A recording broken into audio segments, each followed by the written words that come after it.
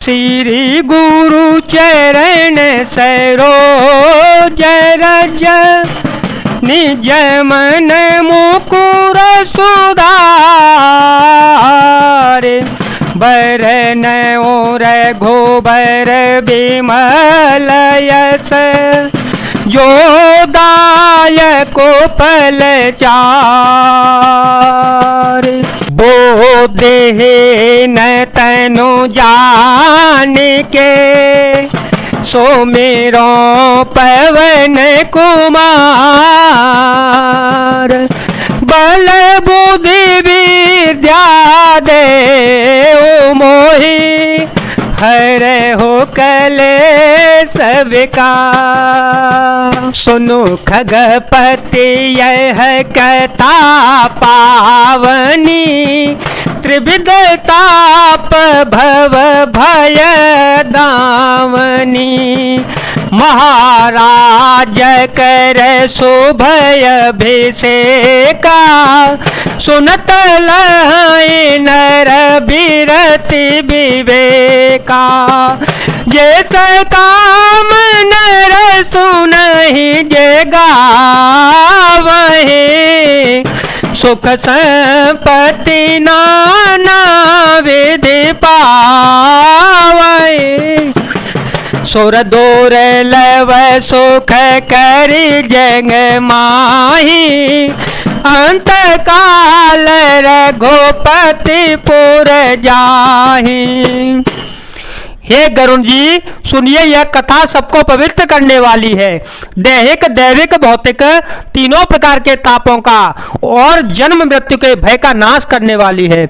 महाराज श्री रामचंद्र जी के कल्याणम राज्याभिषेक का चरित्र निष्काम भाव से सुनकर मनुष्य वैराग्य और ज्ञान प्राप्त करते हैं, और जो मनुष्य सकाम भाव से सुनते हैं और जो गाते हैं वे अनेकों प्रकार के सुख संपत्ति पाते हैं। वे जगत में देव दुर्लभ सुखों को भोग कर अंतकाल में श्री रघुनाथ जी के परमधाम को जाते हैं। सुनहि विमुक्ति बीरत रो बेसई लहि भगति गति संपत्ति नई खगपति राम कथा में बरनी स्वमति बिलास त्रास दुख हरनी बिरति विवेक भगति दृढ़ करनी बिरति विवेक भगति दृढ़ करनी मोहन दी कह सुंदर तरनी नित नव मंगल कौशल पूरी हर से तरह लोग सब कोरी नित नई प्रीति राम पद पंकज सबके जिनहि नमत शिव मुनियज मंगन बहु प्रकार पहिराए दुजह दान नाना विधि पाए। इसे जो जीवन मुक्त विरक्त और विषय ही सुनते हैं वे क्रमशः भक्ति मुक्ति और नवीन संपत्ति नित्य नए भोग पाते हैं। हे पक्षीराज गरुण जी, मैंने अपनी बुद्धि की पहुंच के अनुसार राम कथा का वर्णन की है जो जन्म मरण के भय और दुख को हरने वाली है। यह वैराग्य विवेक और भक्त को दृढ़ करने वाली तथा मोहरूपी नदी के पार करने के लिए सुंदर नाव है। अवधपुरी में नित नए मंगलोत्सव होते हैं, सभी वर्गों के लोग हर्षित रहते हैं। श्री राम जी के चरण कमलों में जिन्हें श्री शिवजी मुनिगण और ब्रह्मा जी भी नमस्कार करते हैं, सबकी नित्य नवीन प्रीति है। भिक्षुकों को बहुत प्रकार के वस्त्र आभूषण पहनाए गए और ब्राह्मणों ने नाना प्रकार के दान पाए। ब्रह्मानंद मगन कपि सबके प्रभु पद प्रीति जातन जाने देव सतन गए मास 60 बीते। बानर सब आनंद ब्रह्मानंद में मग्न हैं, प्रभु के चरणों में सबका प्रेम है। उन्होंने दिन जाते जाने ही नहीं, और बात की बात में 6 महीने बीत गए। बिसरे ग्रह सपने हो सोधे नाही, जिम पर द्रोह संत मन माही।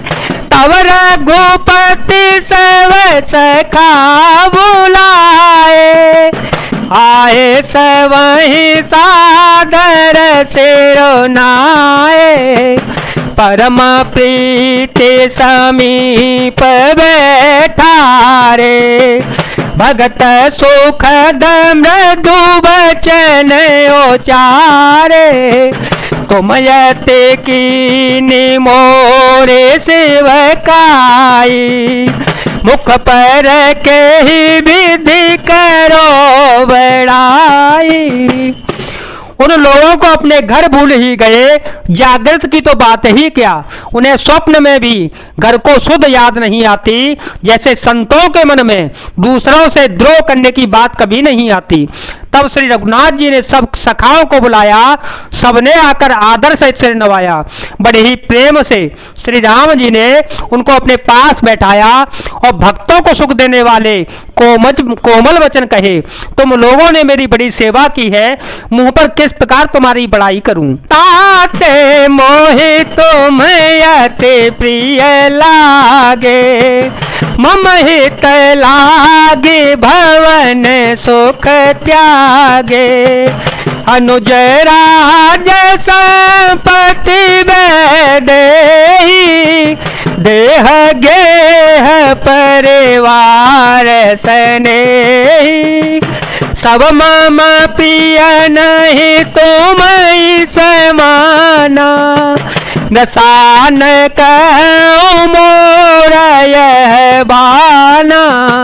सबके प्रिय सेवक यह नीति, मोरे अधिक दास पर पीति। मेरे हित के लिए तुम लोगों ने घरों को तथा सब प्रकार के सुखों को त्याग दिया, इससे तुम मुझे अत्यंत ही प्रिय लग रहे हो। छोटे भाई, राज्य संपत्ति, जानकी, अपना शरीर, घर, कुटुंब और मित्र, ये सभी मुझे प्यारे हैं, परंतु तुम्हारे समान नहीं है। मैं झूठ नहीं कहता, यह मेरा स्वभाव है। सेवक सभी को प्यारे लगते हैं, यह नीति नियम है, पर मेरा तो दास पर स्वाभाविक ही विशेष प्रेम रहता है। अवग्रह जाहु सखा सब, भजे हो मोहि दृढ़ नेम। सदा सर्वगत सर्वहित, जानी कर हो अति प्रेम। मंगल भवन मंगल हारी, द्रव हो सो दशरथ अजिर बिहारी। राम सिया राम सिया राम सिया राम, सिया राम जय जय राम। हे सखागण, अब सब लोग घर जाओ, वहां दृढ़ नियम से मुझे भजते रहना, मुझे सदा सर्वव्यापक और सबका हित करने वाला जानकर अत्यंत प्रेम करते रहना। जय जय श्री राम, जय वीर हनुमान जी महाराज, जय भोलेनाथ, जय शिव शंकर।